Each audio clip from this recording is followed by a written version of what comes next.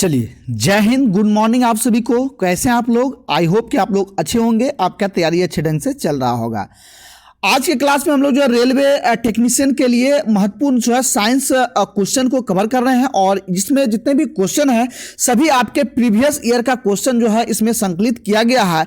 और यकीनन मानिए इस क्लास को यदि आप कर लेते हैं तो आपके टेक्नीशियन में जो भी क्वेश्चन पूछे जा रहे हैं हूबहू आपको जो है क्वेश्चन आपको देखने को मिलेगा। ठीक है, चलिए तो क्लास को हम लोग कंटिन्यू करते हैं। और जो लोग चैनल को पहली बार विजिट कर रहे हैं सबसे पहले चैनल को सब्सक्राइब करके जुड़ जाएंगे, बेल आइकन को प्रेस कर देंगे ताकि जब भी क्लास आपका लाइव हो उसका नोटिफिकेशन आपको सबसे पहले मिले। चलिए आज का क्लास का पहला क्वेश्चन देखेंगे हम लोग। ठीक है, और ये जितने भी क्वेश्चन है सभी आपको एनसीईआरटी जो है बेस पर आधारित क्वेश्चन है, और साथ ही साथ ये जो जितने भी प्रीवियस ईयर में क्वेश्चन पूछा गया है ये सारे क्वेश्चन का संग्रह किया गया है। ठीक है, चलिए देखेंगे कि निम्न में से कौन सी एक जो है सतही घटना है। ठीक है, ये सतही घटना है, यानी कि जो सतह का जो घटना है इसमें कौन सा है फटाफट से देखेंगे तो ये आपका जो है देखेंगे ये आपका जो है बाष्पीकरण जो है ये आपके जो है सतही घटना हो जाएगा। सी नंबर आपका राइट आंसर हो जाएगा। ये आपका क्वेश्चन देख रहे हैं कि एलपी टेक्नीशियन में जो है क्वेश्चन पूछा गया है 2018 में जो है ये क्वेश्चन पूछा गया है। साथ ही साथ जो है ग्रुप डी में भी जो है ये क्वेश्चन जो है पूछा गया है। इसलिए आपको ये जितने भी क्वेश्चन आपको करा रहे हैं सभी आपके लिए इंपॉर्टेंट है, खास करके टेक्नीशियन के लिए जो है बहुत इंपॉर्टेंट है। साथ ही साथ आपको जो है एनटीपीसी के लिए भी जो है ये लाभदायक होगा। ठीक है, तो चलिए फटाफट से आप लोग जो है देखते चलेंगे, और जो आंसर आपको मालूम होगा आप लोग कमेंट करते चलेंगे। नेक्स्ट क्वेश्चन देख लेते हैं। ठीक है, 2 नंबर का देखेंगे, पूछा जा रहा है कि बर्फ का जो गलनांक बिंदु है वो कितना है ये आपको बताना है। ठीक है, तो बर्फ का गलनांक बिंदु जो है ये कितना होता है। ठीक है, तो बर्फ का गलनांक बिंदु आपका जो है ये 273 केल्विन आपका हो जाएगा। आपका ए नंबर आपका राइट आंसर हो जाएगा। ठीक है, आप लोग फटाफट से कमेंट करते चलेंगे, जो आंसर आपको मालूम होगा आप लोग कमेंट करते चलेंगे। चलिए 3 का देखेंगे, 3 में पूछा जा रहा है कि लगभग किस तापमान पर पानी का घनत्व अधिकतम होगा। ठीक है, पानी का घनत्व जो है सबसे अधिकतम किस तापमान पर होगा, ये आपका जो है 4 डिग्री सेंटीग्रेड पर जो है पानी का घनत्व जो है सबसे अधिकतम होगा। चलिए नेक्स्ट सवाल को बढ़ेंगे। 4 का देखेंगे कि पानी का क्वथनांक यानी कि बॉइलिंग पॉइंट जो है ये क्या है। ठीक है, पानी का क्वथनांक जो है ये क्या है, ये आपका जो है ये 212 फ़ारेनहाइट आपका जो है ये बी नंबर राइट आंसर हो जाएगा। ठीक है, फटाफट से आप लोग कमेंट करते चलेंगे जो आंसर आपको मालूम होगा। ठीक है, चलिए नेक्स्ट सवाल को बढ़ेंगे। 5 का देखेंगे, पूछा जा रहा है कि निम्नलिखित में से समानता का पता जो है लगाएं। ठीक है, समानता का पता लगाएं यानी कि चांदी, तांबा, सोना, एल्युमिनियम। ठीक है, इनमें से क्या जो है समानता है, क्या डिफरेंस है, क्या अंतर है, ये सभी में बताना है। ठीक है, तो ये सभी देखेंगे कि ये सभी जो है अच्छे सुचालक हैं। ठीक है, सुचालक है, सुचालक मतलब क्या होता है, यानी कि विद्युत का जो है ये प्रवाह है, फ्लो करते हैं सभी में। ठीक है,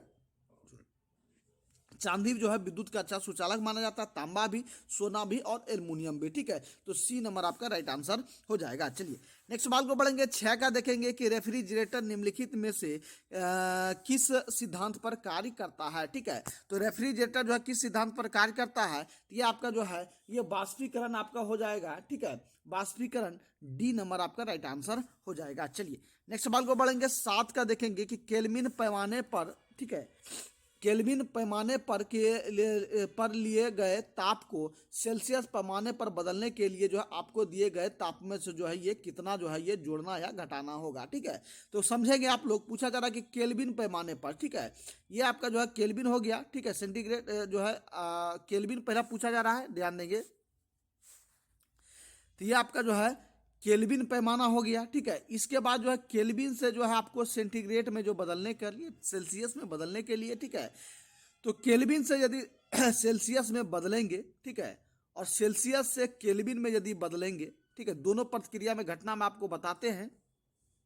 ठीक है, तो यदि केल्विन से सेल्सियस में बदलेंगे, ठीक है, केल्विन से सेल्सियस में बदलने के लिए आपको 273 जो है माइनस करना होगा। ठीक है, 273 273 आपको जो है माइनस करना होगा, 273 घटाना होगा, ठीक है। और यदि सेल्सियस से केल्विन में बदलेंगे तो 273 आपको जो है जोड़ना होगा, ठीक है, इसमें प्लस करना होगा, ठीक है। केल्विन से सेल्सियस में लाने के लिए, ठीक है, सेल्सियस से केल्विन में लाने के लिए 273 जोड़ना होगा और केल्विन से सेल्सियस में लाने के लिए 273 घटाना होगा, ठीक है। तो यहाँ क्वेश्चन आपको पूछा जा रहा है कि केल्विन पैमाने पर जो है लिए गए ताप को जो है सेल्सियस पैमाने पर बदलने के लिए आपको दिए गए ताप में से क्या करना होगा, तो 273 घटाना होगा, ठीक है। ये 273 घटाना होगा केल्विन से सेल्सियस में जाने के लिए, और सेल्सियस से यदि केल्विन में जाएंगे तो 273 जो है आपको प्लस करेंगे, ठीक है। एक एक फैक्ट को आपको बताते चलते हैं, बिल्कुल ही इजी भाषा में आपको सारे क्वेश्चन को समझाएंगे। इसलिए यदि आपने अभी तक भी चैनल को सब्सक्राइब नहीं किया, सबसे पहले चैनल को सब्सक्राइब करके जुड़ जाएंगे। चलिए नेक्स्ट सवाल को बढ़ेंगे, 8 का देखेंगे। 8 में देखिए पूछा जा रहा है कि विकिरण द्वारा उष्मा का स्थानांतरण मुख्य रूप से किस पर निर्भर होता है, ठीक है। तो ये आपका जो है विकिरण द्वारा जो है उष्मा का स्थानांतरण जो है मुख्य रूप से किस पर निर्भर होता है, तो ये आपके जो है इसके तापमान पर भी निर्भर करता है, पिंड की प्रकृति पर भी निर्भर करता है और इसकी पृष्ठ के विस्तार एवं प्रकार पर भी निर्भर करता है। उपरोक्त में से सभी हो जाएगा, डी नंबर आपका राइट आंसर हो जाएगा। चलिए नेक्स्ट 9 नंबर का देखेंगे। पूछा जा रहा है कि किसी वस्तु यानी कि पदार्थ में किसकी उपस्थिति के कारण वह विद्युत का सुचालक बन जाता है, ठीक है।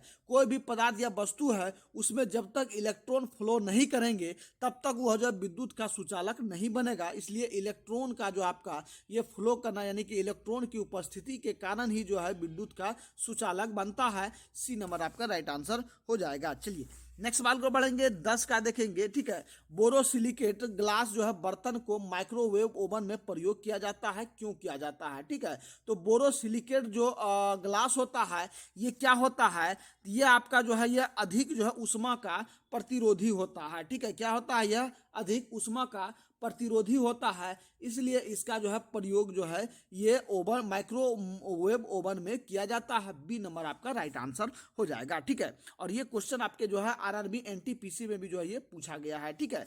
चलिए नेक्स्ट सवाल को बढ़ेंगे, 11 का देखेंगे, ठीक है। और फ्रेंड्स यदि आपको ये क्लास आपको अच्छा लग रहा हो तो दबा करके इस वीडियो को लाइक करेंगे, वीडियो को शेयर करेंगे, और जो लोग अभी तक चैनल को सब्सक्राइब नहीं किया सबसे पहले चैनल को सब्सक्राइब करेंगे, ठीक है। चलिए 11 का देखेंगे कि किस तापमान पर जो है पानी तरल एवं ठोस दोनों स्थितियों में से जो है विद्यमान हो सकता है, ठीक है। तो ये आपका जो है ध्यान देंगे, ये आपका जो है 0 डिग्री सेंटीग्रेड पर जो है दोनों स्थिति में हो सकता है। बी नंबर आपका राइट आंसर हो जाएगा। चलिए 12 का देखेंगे कि सेंटीग्रेड जो तापमान के माप का यूनिट है निम्नलिखित में से किस पर नामित है, ठीक है। सेंटीग्रेड जो है ये तापमान का यूनिट है, किस पर नामित है, तो एंडर सेल्सियस पर जो है ये नामित है। डी नंबर आपका जो है ये करेक्ट आंसर हो जाएगा। चलिए 13 का देखेंगे, पूछा जा रहा है कि निम्नलिखित में से कौन सा प्रतिरोधक एक उष्मा संवेदनशील प्रतिरोधक के रूप में जो है ये जाना जाता है, ठीक है। ये आपका जो है ध्यान देंगे, ये आपका जो है ये थर्मिस्टर जो है आपका ये उष्मा संवेदनशील प्रतिरोधक के रूप में जाना जाता है। ए नंबर आपका राइट आंसर हो जाएगा। चलिए नेक्स्ट सवाल को बढ़ेंगे हम लोग। पूछा जा रहा है कि 14 का इनमें से कौन जो है विद्युत का काफी अच्छा चालक माना जाता है, तो विद्युत का अच्छा चालक आपका ग्रेफाइट जो है विद्युत का अच्छा चालक हो जाएगा। सी नंबर निश्चित तौर पे आपका करेक्ट आंसर हो जाएगा। चलिए नेक्स्ट देखेंगे 15 का देखिए कि परम शून्य तत्व जो है ये डैश ताप को दर्शाता है, ठीक है। तो परम शून्य जो है ये ताप किसको दर्शाता है, तो शून्य से 273 डिग्री सेंटीग्रेड कम जो है इसको जो है ये परम शून्य ताप दर्शाता है, ठीक है। चलिए नेक्स्ट 16 को देखेंगे, निम्न में से कौन तापमान का मात्रक जो है ये नहीं है, ठीक है। तापमान का मात्रक इनमें से कौन नहीं है, तो फ़ारेनहाइट जो है तापमान का मात्रक है, सेल्सियस भी तापमान का मात्रक है, केल्विन भी आपका तापमान का मात्रक है, लेकिन पास्कल जो है ये तापमान का मात्रक नहीं है। इसलिए ऑप्शन के हिसाब से आपका ये राइट आंसर हो जाएगा।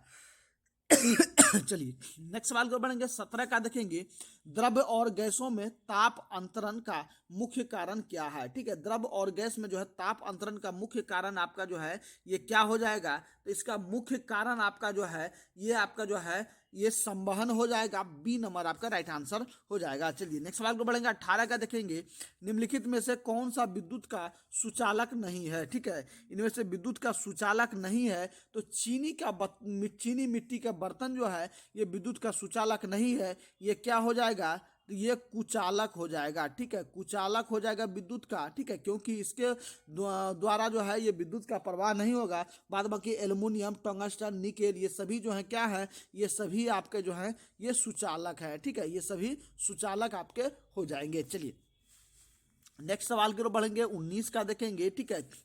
केल्विन पैमाने का जो है मानक कक्षीय तापमान जो है ये कितना होता है, ठीक है। केल्विन पैमाने का मानक कक्षीय तापमान जो है ये कितना होता है, ये आपको बताना है, फटाफट से आपको जो है कमेंट करना, बताना है। तो ये आपका जो है ये 273 केल्विन आपका होगा, सी नंबर आपका राइट आंसर हो जाएगा। चलिए नेक्स्ट सवाल को बढ़ेंगे, 20 का देखेंगे कि उस तापमान का जो है मान कितना होता है जो मानव शरीर में सामान्य माना जाता है, ठीक है। तो मानव शरीर का सामान्य तापमान कितना होता है, तो आपको मालूम होगा 98.6 जो है ये डिग्री फ़ारेनहाइट आपका होता है, ये आपका सी नंबर राइट आंसर हो जाएगा, ठीक है। चलिए नेक्स्ट सवाल के ओर हम लोग बढ़ेंगे, 21 का देखेंगे। पूछा जा रहा है कि डैश जो है तंत्र तरल पदार्थ को एक स्थान से दूसरे स्थान पर संचरण करती है, ठीक है। तो कौन सा तंत्र जो है तरल पदार्थ को एक स्थान से दूसरे स्थान में जो है ये संचरण करती है, तो संवहनी संबंधी जो है ये जो है तरल पदार्थ को एक स्थान से दूसरे स्थान पर संचरण करती है, ए नंबर आपका राइट आंसर हो जाएगा। चलिए नेक्स्ट सवाल को बढ़ेंगे, 22 का देखेंगे कि किसी प्रशीतक का उपेक्षित गुणधर्म जो है ये क्या है, ठीक है। किसी प्रशीतक का जो है ये उपेक्षित गुणधर्म जो है ये क्या होना चाहिए, ये आपका जो है ये इनमें से सभी होना चाहिए, यानी कि निम्न क्वथनांक होना चाहिए, उच्च क्रांतिक तापमान होना चाहिए और बाष्पीकरण की उच्च गुप्त उष्मा होनी चाहिए, ठीक है, ये सभी होनी चाहिए। तो डी नंबर आपका राइट आंसर हो जाएगा। चलिए नेक्स्ट सवाल को बढ़ेंगे, 23 का देखेंगे कि धन वस्तु में उष्मा जो है चालन का दर जो है ये डैश पर निर्भर नहीं करता है, ठीक है। धन वस्तु में उष्मा चालन का जो है दर डैश पर निर्भर नहीं करता है, किस पर निर्भर नहीं करता है, तो ये आपका जो है घर्षण पर जो ये निर्भर नहीं करता है, ठीक है, सी नंबर आपका राइट आंसर हो जाएगा। चलिए 24 का देखेंगे, एक एल्कोहल का क्वथनांक 78 डिग्री सेंटीग्रेड है, तो केल्विन पैमाने पर तापमान जो है ये कितना होगा, ठीक है। तो एल्कोहल का जो क्वथनांक 78 डिग्री है, तो केल्विन पैमाने पर जो है इसका जो है ये मान कितना होगा, ठीक है। तो इसका मान जो है केल्विन पैमाने पर जो आपका